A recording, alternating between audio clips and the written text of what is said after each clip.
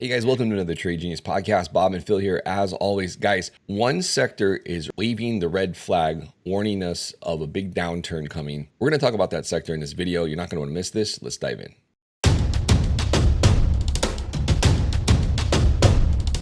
Trade Genius.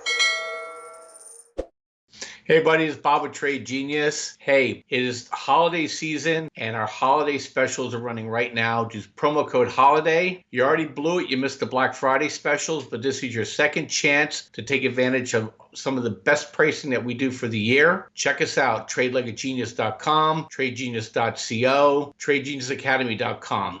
All roads lead to Trade Genius. Check us out. Incredible deals. Thanks for listening.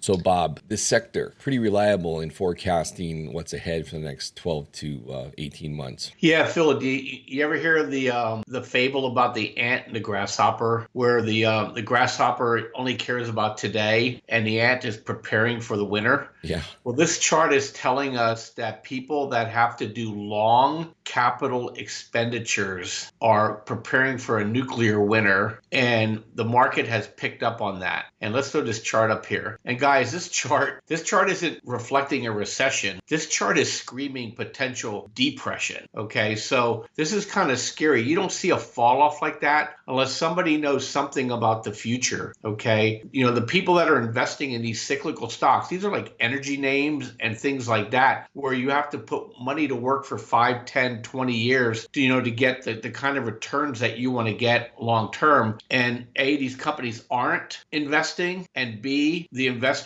that are in the know are saying this is a problem, and they're spending all of their time, effort, and energy pumping the Mag 7s, which really don't require much in terms of capital expenditures. These are software related companies and they live for today, and most of them are discretionary too, which is kind of ironic. Amazon, Meta, Google, they're all glorified flea markets, if you will. And when the consumer is dead, they're not going to be advertising and they're not going to be spending money. So this is a worrisome chart. And what's really weird to me is that energy hasn't blown up yet, the energy names. So that's the shoe that dropped that I'm most worried about, because, most of my family's wealth is tied into energy. And I'm being very, very, very nervous right now. I think when we come out of this January 15th pump, I'm going to have to get uber defensive. And we have some charts for you next week that will show us that mathematically we're going to be right for the first quarter. And I'm going to get very defensive after this first week or two of January, to protect my family's wealth, because I don't think it's going to be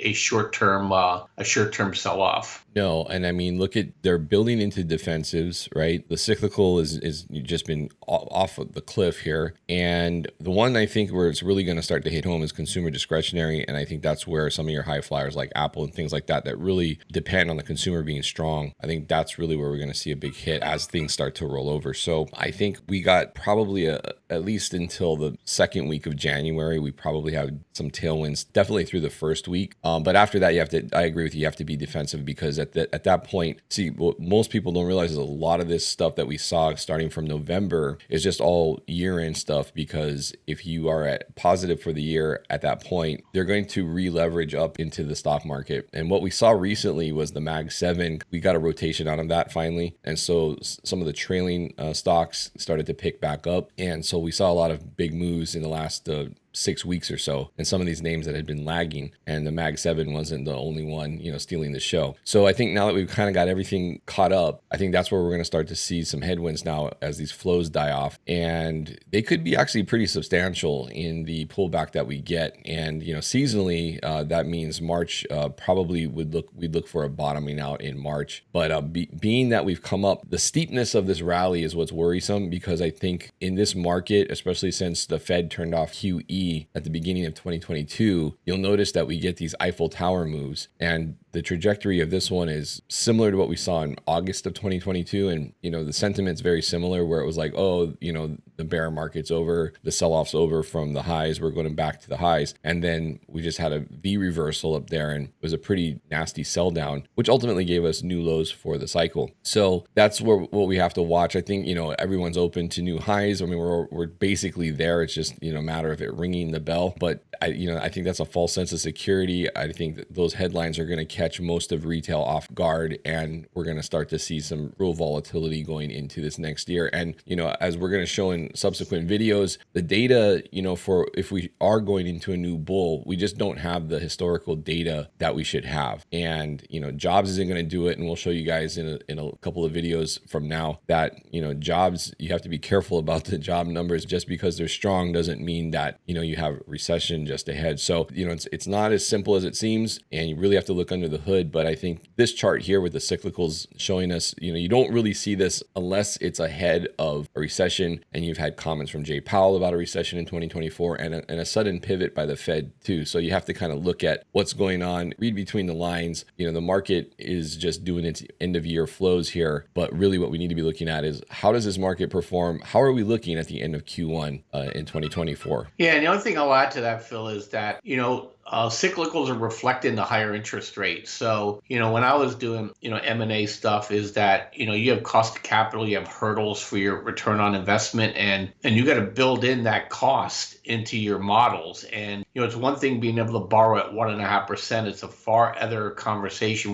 when you're borrowing at 7 to 10%. The projects get a lot more scarce, and it basically turns you away from doing investing, especially if you think you're late cycle. And I hear a lot of people say, oh, we're early cycle. Early cycle, you see cyclicals already turning up. We're late cycle, okay? And we're late cycle, and we have not had the blowdown in energy yet. And I think as this Middle East conflict winds down, which it will, we'll probably see a sell-off into this shoulder season in energy, and then that just will complete basically the whole downshift. So yeah, be careful, guys. I'm telling you, we're gonna throw you chart after chart after chart. You're being suckered in if you think this is early bull. We're late bull right now, and it's gonna be fighting a lot of headwinds. So with that, that's all I got today, Phil, and we'll see you guys tomorrow.